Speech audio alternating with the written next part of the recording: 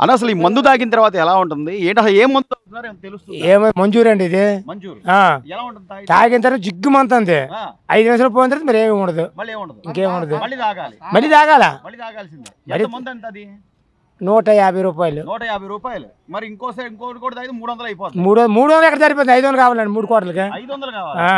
మరి నువ్వు ఎంత సంపాదిస్తున్నావు? 400 వస్తుంది. ఇంకో 100 అప్పు చేయాలి. అప్పు చేయాలి, నేను దొంగతనం చేయాలి.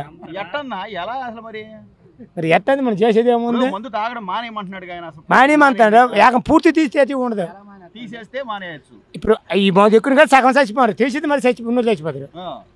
మొత్తం చేతులు ఉడికి వచ్చేస్తాను. తాగితే చచ్చిపోతున్నారని కూడా తెలుసును, అయినా కూడా తాగాల తప్పదు. ఇప్పుడు మీరు పని చేసినప్పుడు సరే ఒళ్ళు నొప్పులను ఏదో మందు తాగుతున్నారు, కనీసం తాగేదైనా మంచి బ్రాండ్ లేకపోతే మంచిది ఉండాలిగా. ఇక్కడ దొరకలేదు, ఆ బ్యాండ్ లేదు కదా, పాత బ్యాండ్. డబ్బులు ఎక్కువైతే మంచి అసలు పని దొరకడమే కష్టంగా ఉంది. 2 రోజులు చేస్తే 2 రోజులు ఖాళీగా ఉంటున్నాం అంటున్నారు. మరి ఇంట్లో ఏమైనా ఇస్తున్నారా డబ్బులు? ఇంట్లో ఏమి ఇస్తామండి, ఇంక ఇంట్లో ఇచ్చేది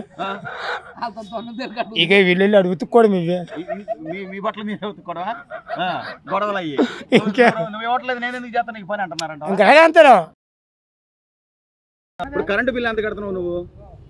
కరెంట్ బిల్లు 500 కడతాం. 500 ఎంత కట్టేవాడివి? 4 ఏళ్ల క్రితం ఎంత కట్టేవాడివి? 80 రూపాయలు, 100 రూపాయలు, 150 రూపాయలు. 4 రెట్లు పెరిగింది. సరే అది వదిలేసాయి. బస్ ఛార్జీలు కానీ గ్యాస్ బండ్ అని కానీ ఇవన్నీ పెరిగినాయా లేదా? పెరిగినాయి. అంటే నీ డబ్బులు నీకే ఇవ్వడం కూడా గొప్ప అంటావా? అవన్నీ మనకు తెలియదండి. ఆడవాళ్ళకి డబ్బులు ఇవ్వడం కాదు. ఇప్పుడు ఈ మందు అనేది ఒక బ్రాండ్ అనేది దొరికితే షాపులో బాగుండేది. ఇప్పుడు మనం ఒక బ్రాండ్ అడగడానికి లేదు షాప్ లో.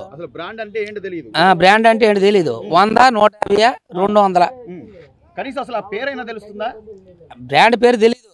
100, 150, 200. పోనీ ఎక్కుతుందా? ముందు ఎక్కుతుందా? ఒక క్వార్టర్ తాగితే సరిపోతుంటావా? ఒక క్వార్టర్ తాగితే ఇంకా కాసేపటికి ఇంకో క్వార్టర్ తాగాలనిపిస్తుంది. మళ్ళీ ఇంకో క్వార్టర్ తాగా. ఇది వరకు ఉండే మందు ఏంటంటే ఒక క్వార్టర్ తాగితే శుభ్రంగా అసలు ఏముండేది కాదు. అసలు ఇంకో 90 కూడా వేయాలనిపించేది కాదు అసలు. అది వేసుకునే వాళ్ళం, మేము పని చేసుకునే వాళ్ళం. నేను మేస్త్రిని, నా దగ్గర ఒక 20 మంది ఉన్నారు ముఠా పని వాళ్ళు. ఇప్పుడు ఇదే వస్తున్నారు, వీళ్ళందరూ నా బ్యాచ్. 20 మంది. మీరు చెప్పినట్టుగా 20 మంది సరే మూటలు లేకపోతే ఏదో ముఠా పని వల్ల కొన్ని ఒళ్ళు నొప్పులు ఉండి తాగడం అలవాటు ఉంటుంది.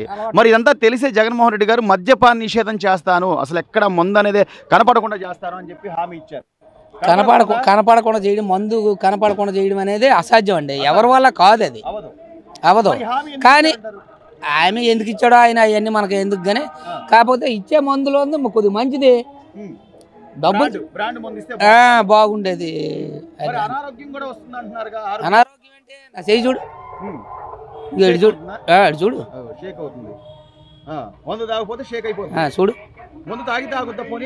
తాగినా ఆగదు, తాగపోయినా ఆగదు. అలవాటు కాదు, అది మందు మంచిది కాదు. మరి తెలిసి ఆరోగ్యం పాడు చేసుకుంటున్నాం అనిపించట్లేదంట. ఏం చేయమంటావు చెప్పు? తప్పదు. ఇప్పుడు అసలు ముందే లేకుండా పోతే అప్పుడు తాగడం మానేస్తారా? ఎందుకు మానేస్తాం? ఇంట్లో సారా పొయ్యి పెట్టుకుంటాం, సారా అయినా కాసుకుంటాం అంతే. ఎవరు మానేస్తారండి మందు? మొత్తం మప్పేది ఆలే, నేర్పించేది ఆలే. ఎలక్షన్కి వాటికి వీటికి మందులు ఇచ్చి నేర్పించేది ఆలే, మరి మానేయమంటే సంపాదిస్తాం అనుకుందాం.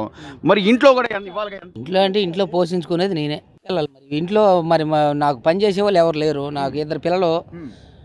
మా అబ్బాయి ఇంటర్ చదివాడు, మానేసాడు, నాతో పనికి వస్తున్నాడు. మా అమ్మాయి చదువుతుంది 10th క్లాస్. పేదలకి ఇప్పుడు నువ్వు 10,000 వేస్తే 10,000 ఎన్నాళ్ళు తింటాడు చెప్పండి?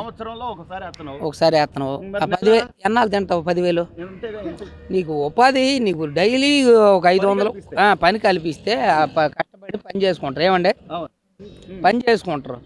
నువ్వు 10,000 ఎత్తే 10,000 కూకొని తిండాకి 10,000 ఏమవుతుంది? ఆ డిమార్ట్కి వెళ్తే సామాన్లు రావట్లేదు. 10,000